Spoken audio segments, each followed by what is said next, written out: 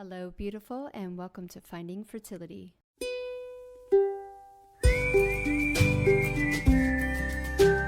I'm your host, Monica Cox from findingfertility.co, and I created this podcast to help get you to start thinking outside of the box and realize that your infertility might have nothing to do with your lady bits. Rooted in functional medicine and personal experience, Finding Fertility is all about looking at the whole body and finding the root cause of your infertility. Finding Fertility does not diagnose, prescribe, or treat any issues of infertility, but what we do is take a holistic approach and improve your diet and your lifestyle to get you steps closer to creating your dream family. Just by being here with me, listening to this podcast, you're already going down the right path to making your dreams come true. Let's do this together. Happy Friday, y'all. Welcome back to another episode of Finding Fertility. I'm your host, Monica Cox, and I am incredibly honored that you are here today, becoming the conscious mama you were born to be.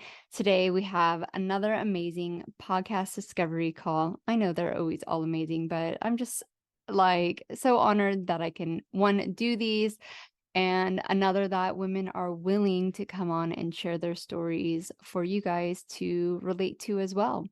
Remember, if you want your own personal discovery call, there is the link down in the show notes, and make sure you are on the email list when I call out for new participants for the podcast discovery calls. So without further ado, let's get to today's episode. So thank you so much for wanting to come on and do this and share your story. Why don't you give me a rundown of what has been going on with your fertility? Okay, sure. First off, I just want you to know that I am very grateful for this opportunity, and I follow you on Instagram, and you are so inspiring. So I feel blessed to talk to you. Oh, thank you. I receive. Well, when I feel sad, I'm like, what's Monica saying on Instagram? And I feel better.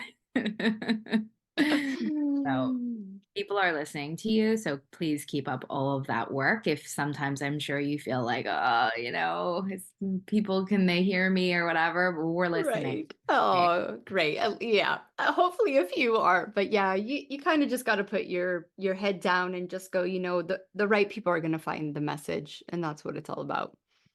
Exactly.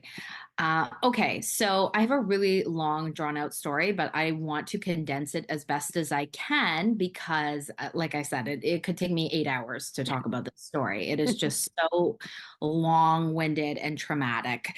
So I just turned 43 yesterday, and I am really, really wanting to have a third baby. And for your listeners out there thinking, oh, well, you already have two babies, but there's just something inside of me that feels that my family is not complete. And I get weepy every time I see a baby when I'm at church. And that's how I know. Mhm. Um, I've always just wanted to have three children. And so I feel in my heart that I will do whatever I can and whatever it takes to have a third baby. So basically, my story starts when I was older. I was 35 years old when I started to try to have children. I was very involved in my career.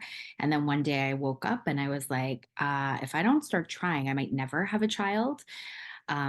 So it took me a year to get pregnant with my son. And I did get pregnant, but I used Clomid to get pregnant. So it was and I wouldn't say it's a natural pregnancy because I needed an enhancer. Mhm. I had gone to fertility clinics in that time frame and they said, oh, nothing's wrong. They checked, my husband out. Nothing was wrong with him. They just said, relax sort of thing. And of course, that's the last thing that you can do when someone tells you to relax. Yeah. But I ended up coming to Florida and I just was like, okay, fine, I'm going to do IVF. And I forgot about the pregnancy. And then lo and behold, I took the Clomid and I got pregnant. So it was really just, I really think it was lucky. Um, and so I knew I wanted to have another baby right away because by the time I gave birth, I was 37 years old. And I was like, okay, I got to get going because I want to have another child. And then, of course, I want to have a third baby, right? I'm getting pretty greedy here. So I started trying right away. And again, I used Clomid and I got pregnant within 4 months. Was my baby 4 months? Yeah, I think it was only 4 months old and I got pregnant. immediately using Clomid. And I was so excited because I was like, great, now I have 2 children. This is going to be amazing. I got way ahead of myself because that's when I started to have miscarriages. Yeah. And so I had a miscarriage, a missed miscarriage about 10 weeks. And I was devastated, to say the least. Like, it was just beyond devastating. I still think about it. And, I just, it was so traumatic. Like, I just never in a million years thought that I would have a miscarriage. Like, it's just, you're so naive. Mm-hmm. You're just also, there's a bit of arrogance, I suppose, that I had thinking, well, I'm healthy. I'm not going to, I won't miscarry, but I did. And I didn't have the baby tested, which was a mistake. I ended up having a DNC, but I don't know to this day if the baby was chromosomally abnormal. I'm not sure. And then so I had a DNC and they said, oh, you'll likely be really fertile. You should try to get pregnant again. And so I did. And I got pregnant naturally. I didn't take anything. I got pregnant naturally. It felt like a weaker pregnancy, in my opinion, compared to my son. That was a full-term baby. And so I lost that pregnancy, and that was a natural pregnancy at 6 months or 6 weeks rather. So that was I didn't do a DNC. It was a natural miscarriage. And then I went to a doctor immediately because I didn't want to be one of those cases where they're like, okay, 3 miscarriages, and then we'll start testing you for recurrent miscarriage. I thought, well, I don't want to go through this again. So I sought out a doctor who specializes in recurrent miscarriage in Toronto. And he basically was the worst doctor I've ever been to in my life. He did a ton of blood work on me and my husband. It cost us, hundreds of dollars to do all of this blood work. And then it came back, oh, there's nothing wrong with you, and we've done everything, and you're just stressed out. That's what he said.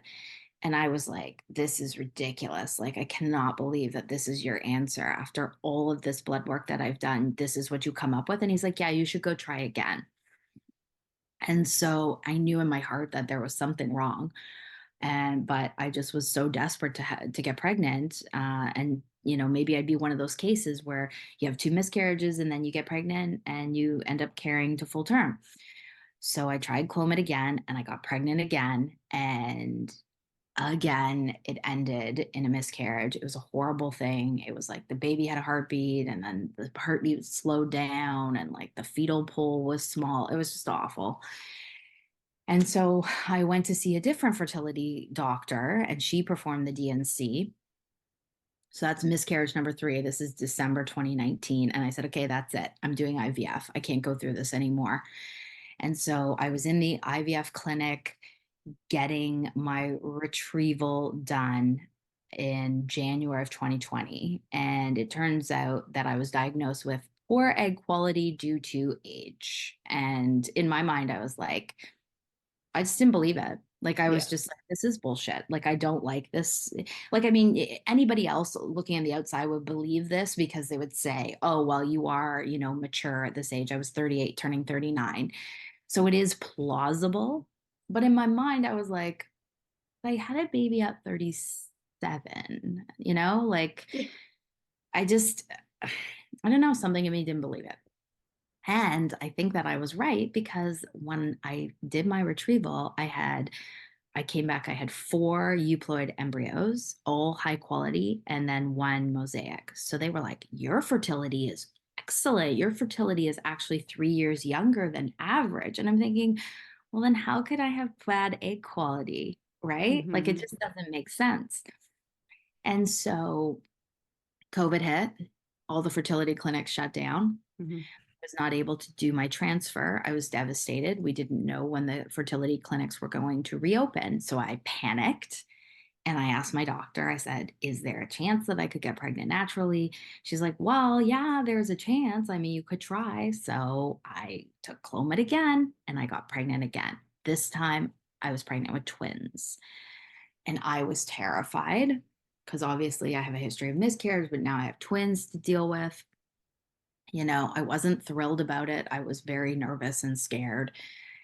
And then the first ultrasound we did at 6 weeks, they both had heartbeats, but then I came back the next week and the one baby had died. So there's another miscarriage. But the other baby was surviving. And I was like, okay, I believe that this can happen for me. And then I went back the following week and I was all geared up. I was excited. My husband was not allowed to join me in the clinic to see the baby on the monitor because of COVID, which was a nightmare. And it turns out another miscarriage. The baby had died and I'm all alone and I'm just hysterical, like in this room by myself. It was so awful.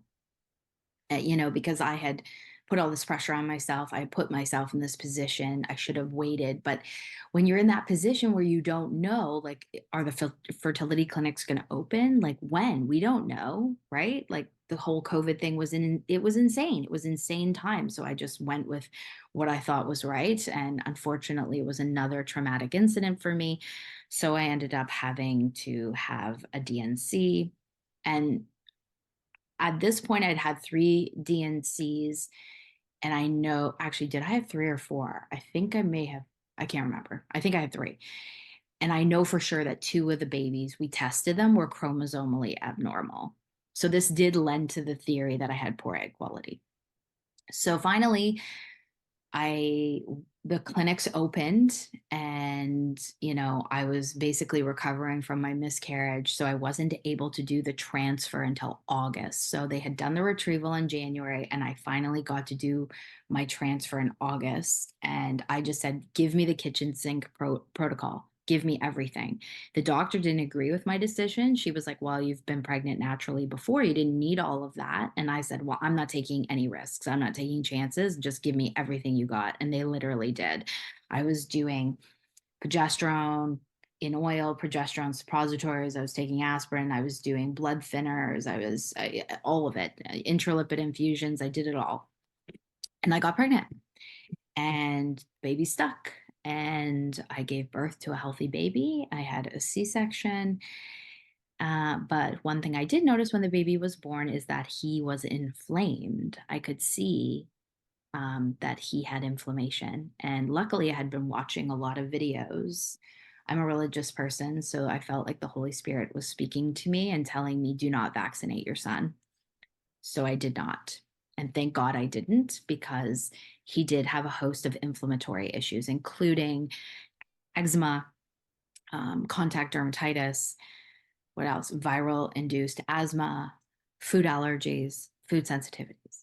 So he has run the gamut of health issues, and it has been an ongoing issue. And so the more that I've learned about inflammation, the more I realized, okay, maybe I was inflamed, my baby was inflamed, and that's also probably why I have poor egg quality, probably why I'm having miscarriages.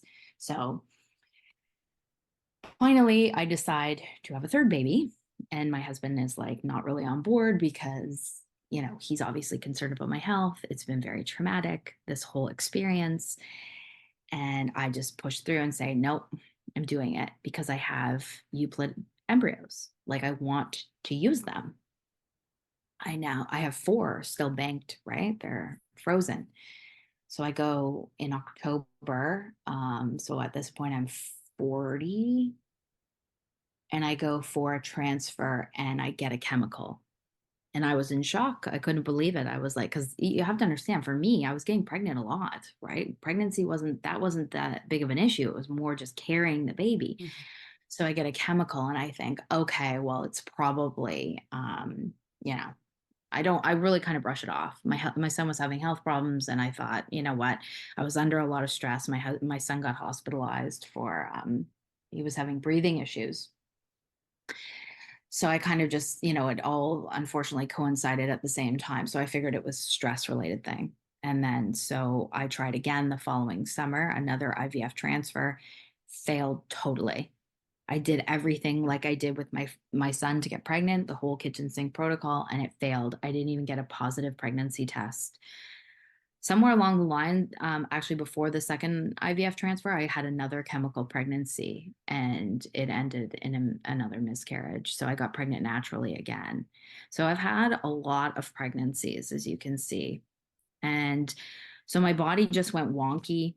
I was under so much stress. I knew I was inflamed at this point. And after that, after the IVF transfer, the second one that failed, I just was like, I hit rock bottom. And in my mind, I was like, something was just said to me, you know what? I don't want to do this anymore. I don't want to do this IVF stuff anymore. I know that it worked with my son and I'm grateful for it. But I said, I have a hard time believing that I can't get pregnant naturally. Even with all of these things that I went through, something inside of me was like, I still believe that I can get pregnant naturally. So I started working with holistic doctors, naturopath, and they've done a gamut of testing on me, like thousands of dollars worth of tests. And it's come back like my adrenals are fried, my thyroid's all messed up. I have really low vitamin and mineral levels in, like, say, potassium and sodium and magnesium. And also, I have very low glutathione because I'm, taxed to the core. But also, something in there, I have interstitial cystitis, which is bladder pain syndrome. And that's really why I went to go see the natural doctor, because I figured that the two were related. I really believe that the IC is related to the miscarriages and my inability to produce a healthy egg. And she agrees. She thinks it's totally linked because it's inflammation. And so oxalates came up, and I'd never known about oxalates before. And this seems to be a massive trigger for me. So I've removed them completely from my diet, or at least minimalized them to, up to 50 milligrams a day at the most. And I feel like I don't have the bladder pain, and I feel like I am starting to get on track health wise. But of course, like, I still have a lot of stressors about my age. Like, I just turned 43 yesterday. So it's like, of course, I feel I'm against time. I feel, stressed out about that. Um, and so that's where I am now. Like, I'm just kind of like hoping to get my health, back on track, starting to feel better, and praying and hoping that I can somehow get pregnant naturally. So Yeah, that's my story. that's a lot. It's a lot, That's right? a lot, girl. I know. Yeah. Okay. Yeah. Um, physically, it's very obvious, right? When a semi-healthy woman, even I don't care if you're 27 or 37, um, needs support to get pregnant. I'm not shaming or blaming the use of support, right? I've got an IVF baby too. But we have to ask why. And if we're not pausing and looking, okay, what can I do to improve my situation, and try those things, and then go, you know what? I would like to use that support now. That's an educated and an empowered way to use fertility support, whether it be Clomid to IVF. But what most of us do is, well, we'll just do that. It doesn't matter the outcome of it. It will be a pregnancy, and the pregnancy will be fine. Where I think more and more women are seeing in their own health and in their children's health that that is not the case. Because if you don't address the root cause of what's going on when it's minimum, it's just going to get worse. Every pregnancy, you know how hard a pregnancy is. It is hard on your body. I don't care if you're super fit. You're growing another human being. So if you are in survival mode, what are you giving to grow that baby? Your body's taking and taking and taking from you, and sometimes it doesn't even have enough to give. So your health deteriorates even more. Reoccurring miscarriages. Miscarriages are so not dealt with properly in our society, physically, mentally, and emotionally. The time to recover. When people, I don't, all these scientific people who say, like, follow the science, follow the science. And then they say, well, you're going to be super fertile after a miscarriage. Don't give your body time to rest and recover. Where's the science behind that? It's just insane to push women to just keep going and going and going. And eventually, we're going to fall off this major cliff, and it could just be emotionally. We're like, we can't do it anymore. This is too much. So physically, you're on the right path with getting all that testing done and knowing, having the awareness that you have to do certain things to get back into thrive mode, right?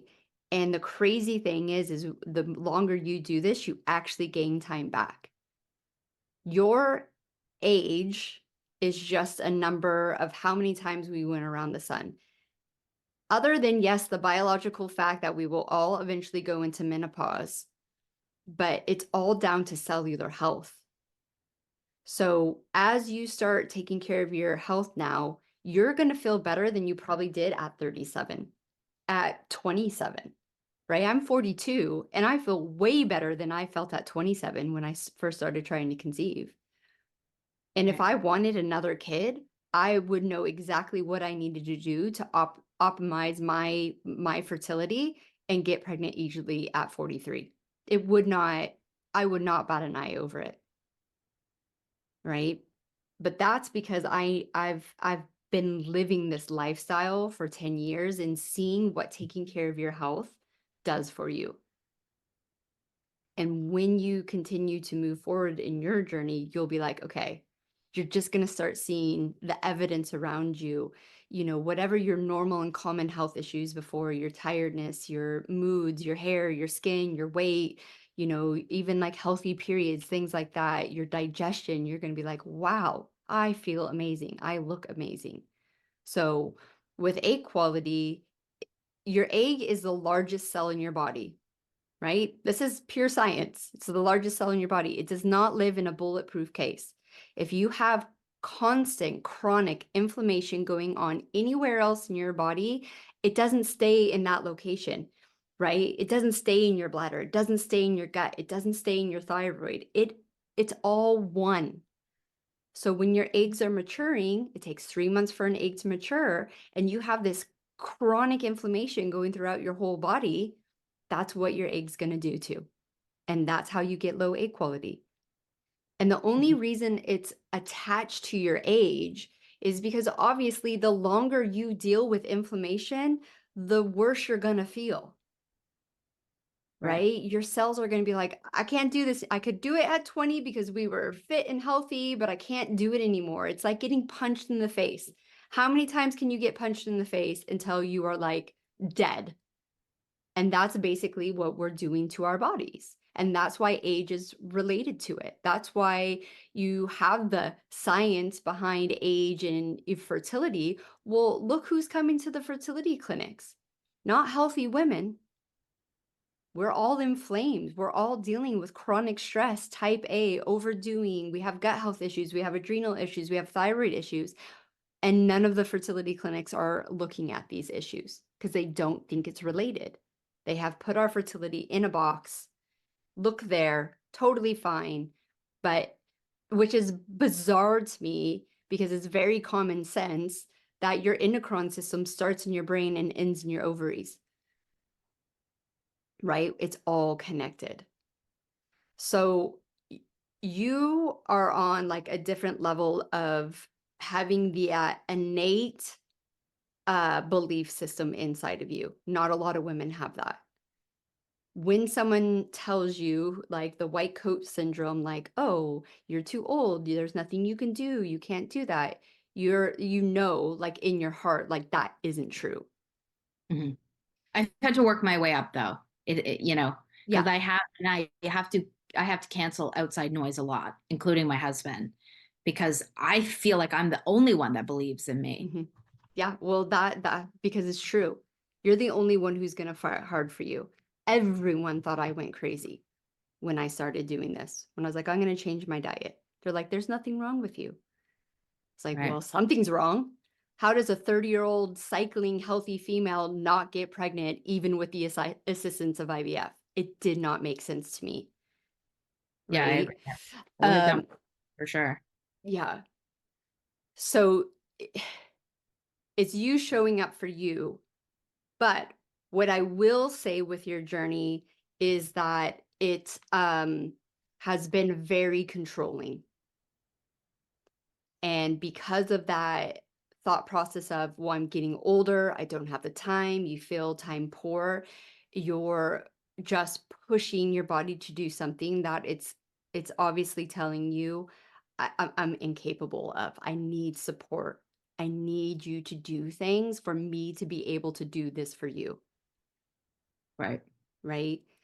And one of the reasons I'm so passionate, because I did early education for almost 20 years before this, through my whole fertility journey. When I started to gain this knowledge, I was going to help kids with special needs. I had a special needs focus.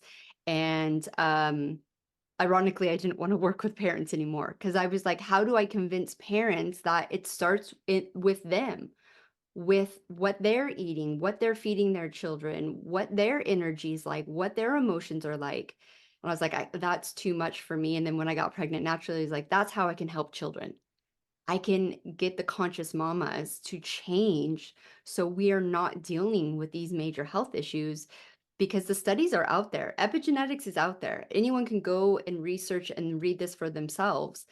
The well, even it starts with the egg and it starts with the sperm. It starts that early that the genetics are getting created and growing and splitting and dividing and making a human body. And if it is not in an optimal condition, we are going to have issues. We are going to be at a higher risk. And the studies are out there. IVF babies are 30% more likely to have these issues. And I truly don't believe it's because of the assistance that we're using. It's because we're not setting ourselves up in an optimal way to carry a baby, right? Like you say, we're getting all the drugs. We're just going to silence everything and just make it happen, right? My IVF baby, I used immune suppressing drugs as well. There's no studies on long-term health outcomes for children. None. And I'm so proud of you that you are gaining this consciousness. And when you had your child, you were aware of like that something's not right. Because when we bring vaccines to them, I'm not anti-vax whatsoever, but I need better conversations about when our children have health issues. And at a very small age, we are over vaccinating them and triggering. It's like the straw that broke the camel's back, right? Well, I had known, like I had read even from like a 1956 American pediatric book, and it says that if the child has eczema, you should not vaccinate for at least a few months. Mm-hmm. So I had this knowledge, and Yeah. it's even into the point where it says you should not vaccinate if one child has eczema and the newborn doesn't, don't vaccinate then. It's not saying don't ever vaccinate. It's just saying hold off. Hold off. And It's so, because the immune system is just going to get attacked way too much, and their little bodies just can't handle it. Right. right. I was just on a beach with a friend that just someone I recently met. Her 3 daughters got born with Lyme disease because she was a carrier. They said to their grown daughter, we don't think you should get those vaccinations to go to Africa because you're at a higher risk of those vaccinating, triggering the Lyme disease. Brain injury. Took the vaccine under peer pressure, got a brain injury. So it's just having better conversations around what we're using, from Clomid to vaccines, right? And having that education and being empowered in ourselves. And what I'm seeing, and you're not alone, you're not an outlier. It's society, the way that we've been set up is that we feel lack when we get to 35 and we're talking about extending our family. And we get this pressure on us. We build these made up timelines in our head. We might not have the knowledge at the beginning of, hey, my body's telling me I need to slow down. I need to eat better. I need to heal my adrenals. I need to fix my gut. I need to sleep. I need to stop drinking, like whatever it is. And we just keep going because we're doers, we're overachievers. We've achieved everything we want in our life. And then all of a sudden, we can't do this because we can't type A our way out of fertility. It makes it worse. Yeah, I would Right. agree with that for sure. And then we start going through all this trauma. This is major trauma. Oh, yeah. And Yeah. then we're not getting the support we need in a physical, mental, and emotional way to release this trauma because we're just like, well, if I stop to do that, then I'm going to be, 44 and then I'm really not going to have a chance, which is it's all around mindset. And it's just not true. That's not true. What you're cycling in your head.